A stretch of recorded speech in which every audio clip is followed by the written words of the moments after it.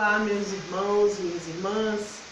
Eu estou aqui gravando esse vídeo da aula da turma de discipulado. Nós estamos na 6ª lição e a nossa escola dominical não poderia ficar de fora, né, desse momento pelo qual nós estamos passando. Então, nós vamos falar hoje sobre os 4 pilares da visão do discipulado, né? Esses 4 processos pelo qual o discipulado passa, e eles são fundamentais para que possa acontecer um discipulado da melhor forma possível. Então, o processo, né, de discipulado ele pressupõe que exista o primeiro, que é o chamamento. É quando você ganha a pessoa. O ganhar é muito importante. A apostila, na lição 6, diz assim: o ganhar é o movimento de arrebanhar pessoas com o fim de selecionar entre elas aquelas que se tornarão nossas discípulas. Sim, nossas discípulas. Nós precisamos entender, nós já estudamos 5 lições e chegamos até aqui, e nós temos que entender que essa classe discipulado precisa colocar na cabeça que vocês estão se tornando líderes, discipuladores, com discípulos, né? Então, esse é o primeiro passo, o ganhar. Existem 3 principais formas que nós podemos conseguir ganhar essas pessoas.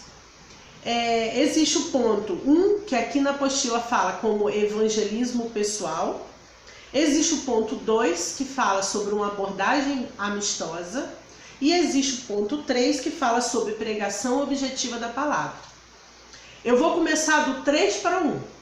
Vou falar sobre o 3, uma coisa que me chamou muita atenção quando eu estava lendo, né, estudando essa lição de hoje. Não só uma pregação objetiva da palavra para essa pessoa que nós queremos ganhar, mas nós precisamos entender que antes de tudo é preciso orar pela vida dessa pessoa, para que o Espírito Santo chegue primeiro.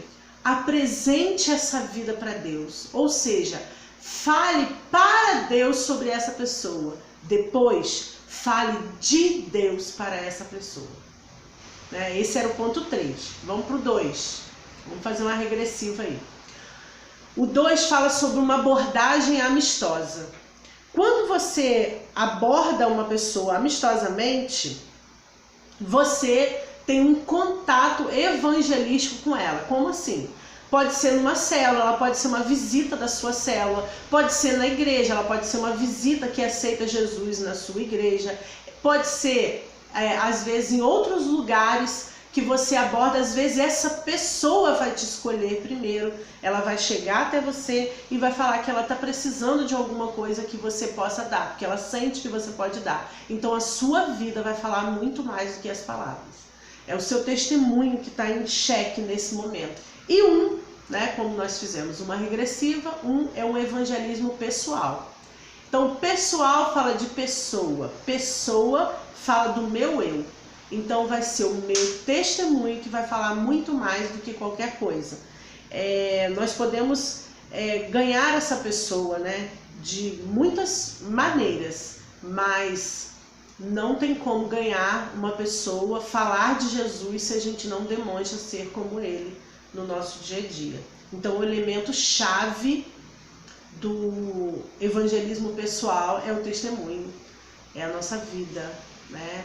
Às vezes a gente vai abordar uma pessoa amistosamente, que é o segundo ponto que nós falamos, mas a gente tem que ter cuidado para que essa pessoa não se volte contra nós e diga: quem é você? Aí tem uma reflexãozinha aí, um momento de reflexão.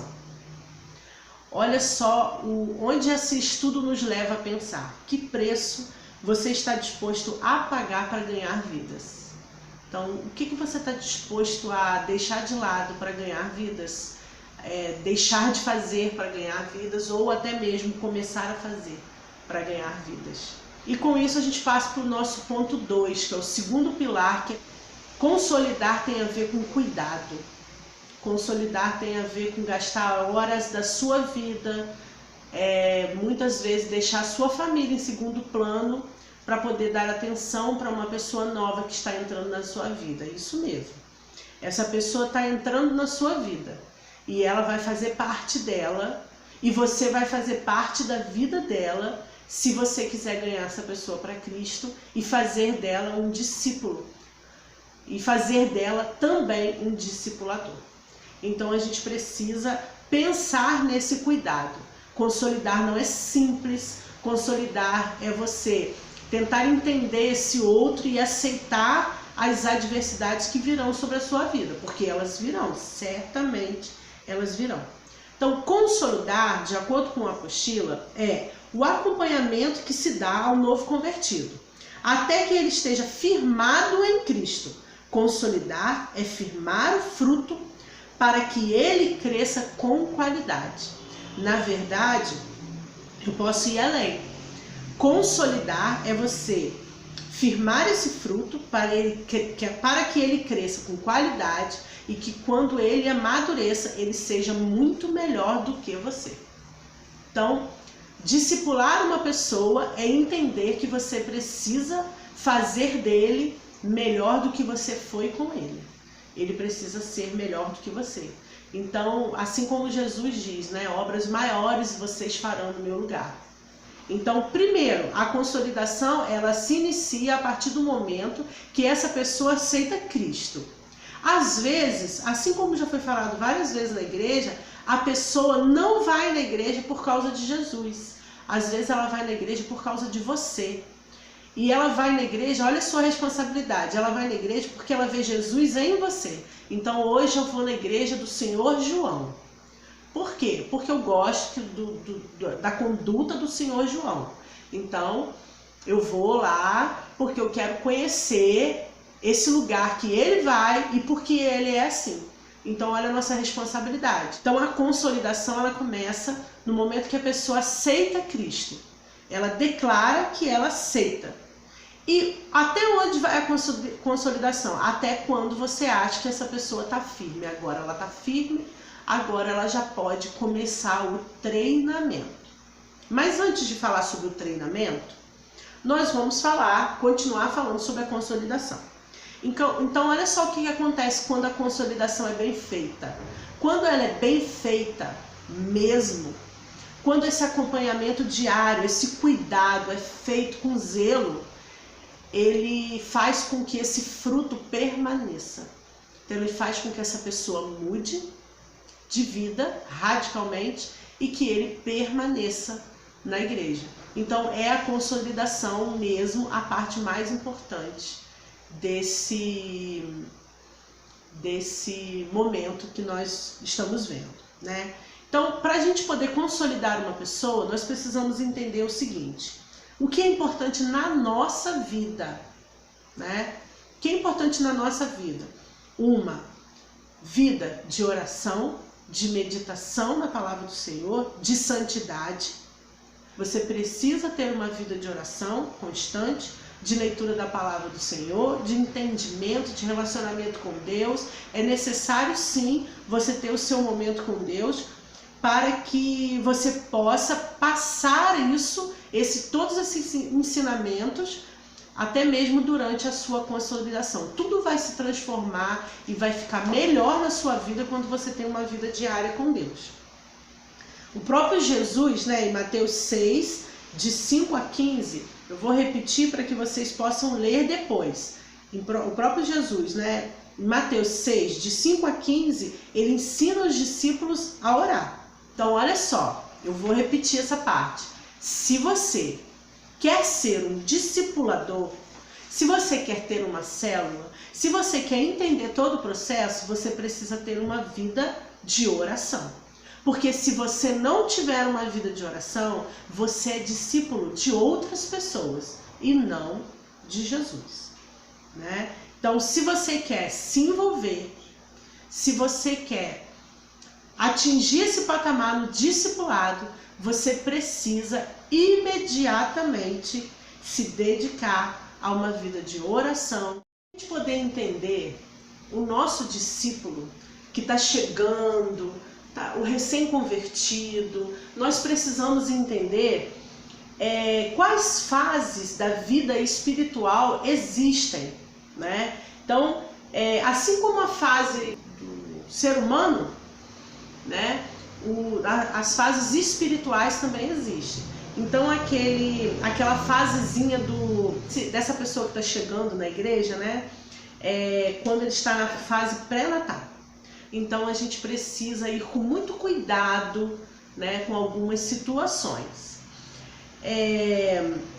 A primeira fase da infância, igual aquelas criancinhas que estão na fase do porquê, né?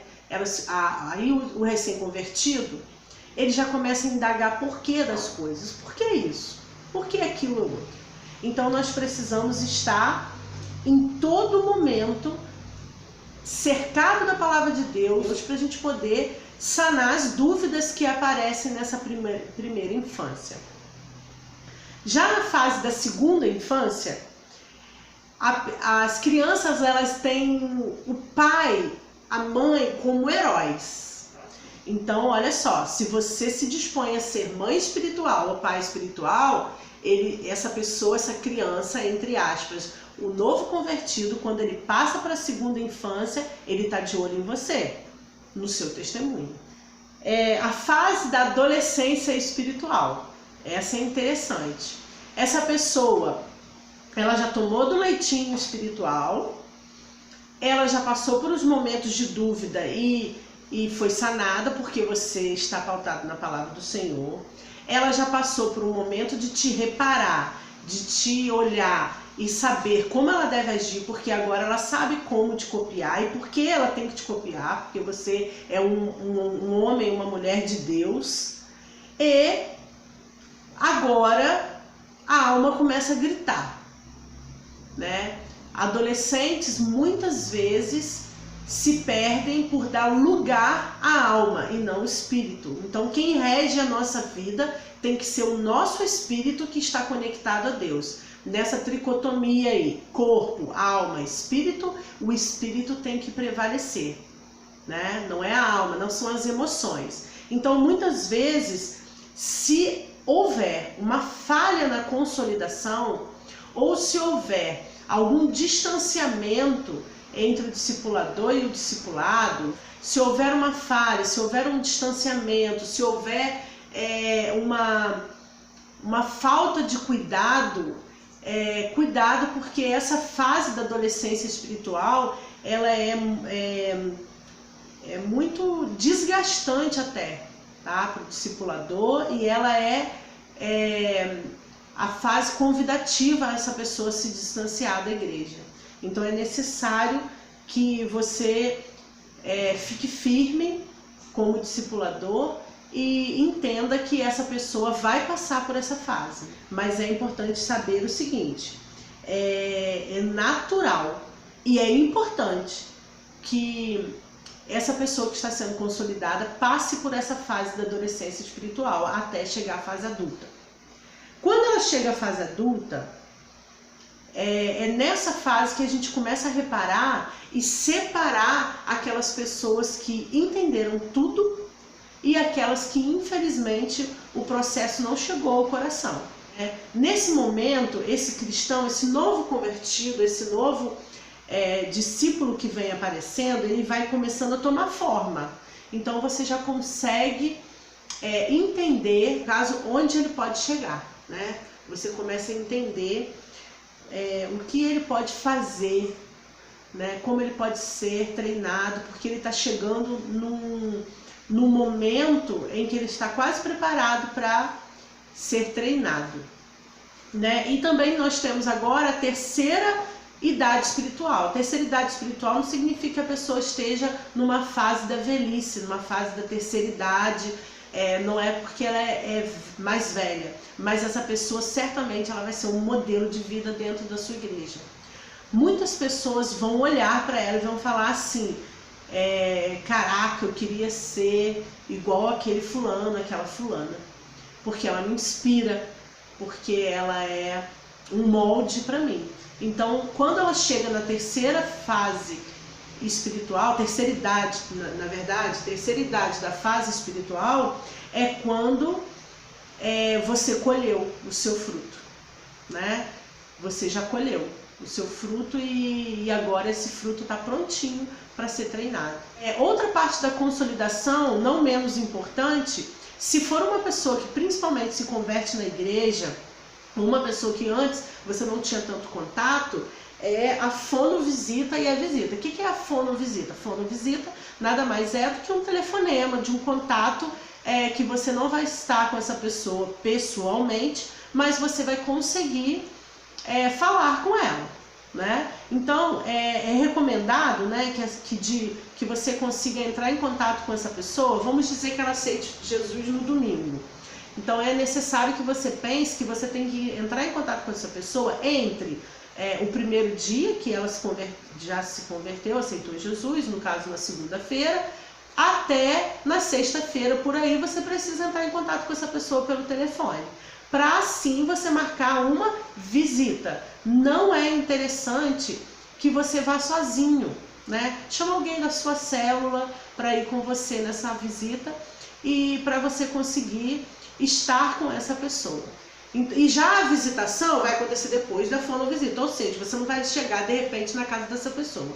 É importante também entender o seguinte: não vamos chegar na casa da pessoa e começar a querer consertar a vida dessa pessoa de imediato. É uma visita rápida, só para você dizer para ela assim: eu estou aqui, tá? Se você precisar, eu estou aqui, e faço convite para sua célula. Não podemos esquecer o seguinte, para a gente terminar esse assunto consolidação: a boa consolidação traz a permanência do fruto. Então, isso indica que nessa fase, se você quiser ter um fruto que permaneça, se você quiser ter um discipulador que vire discípulo, você precisa se dedicar. É dedicação.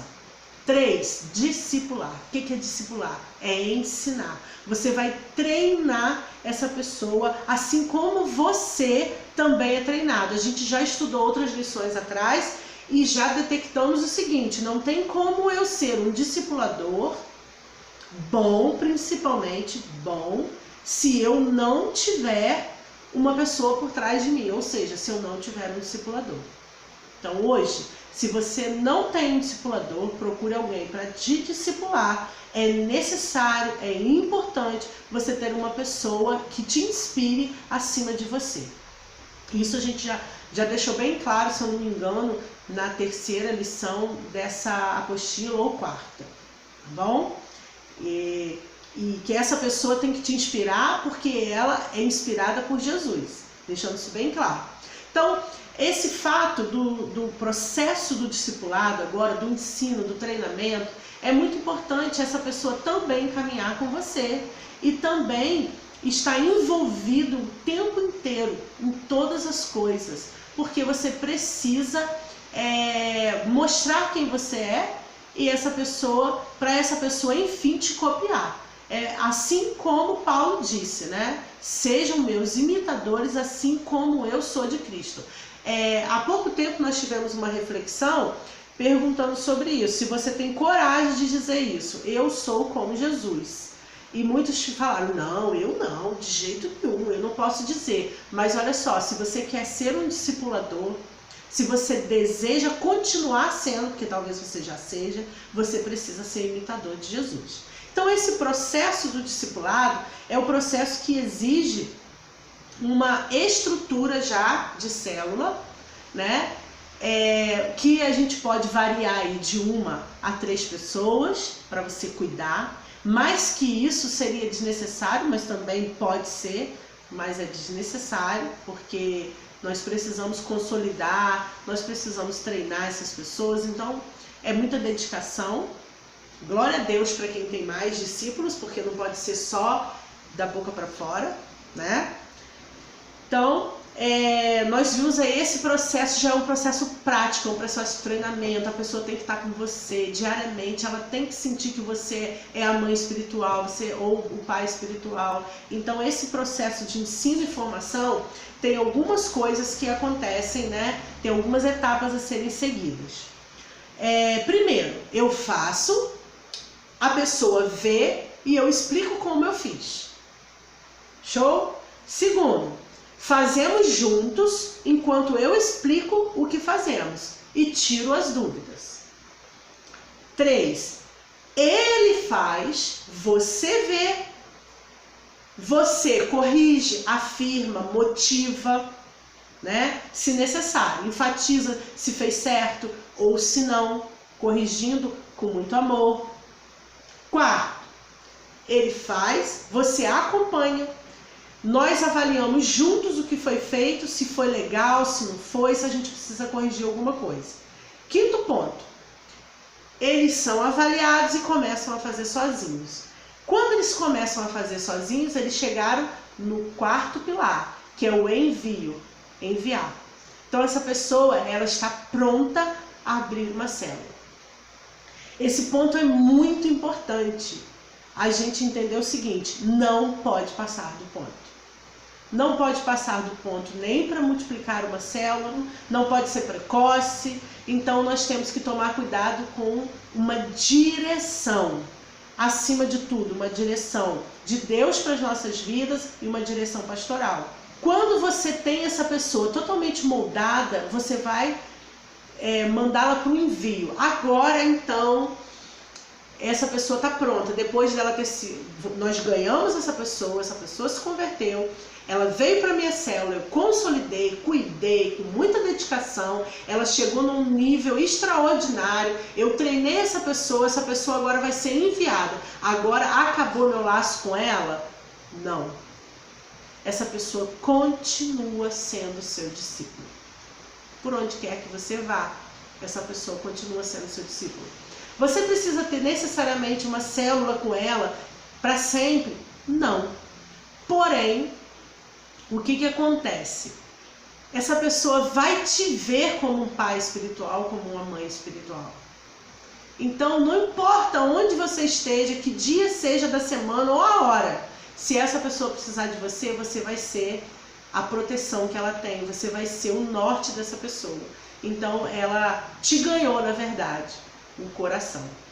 Nesse momento de envio, o mais importante de tudo, acima de todas as coisas, não é exatamente a gente falar assim, cara, essa pessoa fala muito bem, olha, o meu discípulo atingiu um nível de conhecimento maravilhoso. Não é isso. O que determina verdadeiramente o seu fruto, o fruto que você deixou, o legado que você deixou nessa pessoa, é o caráter dela. E o caráter dela tem que ser o caráter de Cristo que ela viu em você. Então é muito importante, né?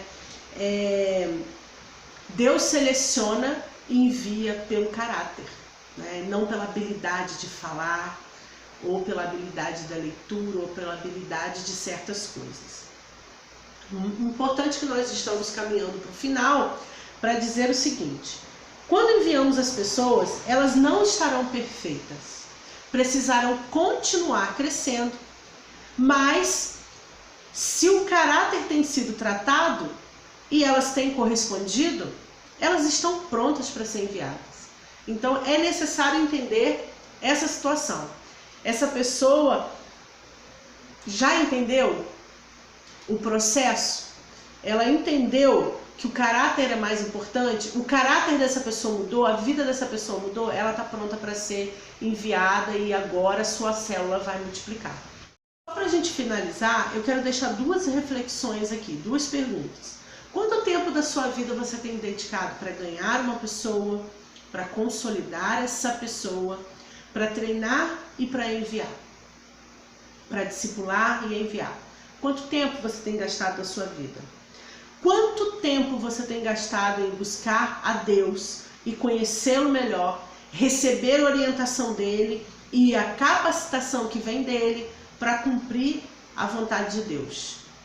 Eu espero que essa aula tenha sido valiosa na sua vida, né? Assim como ela foi para minha, né? Porque sempre nos estudos, sempre algo fala aos nossos corações.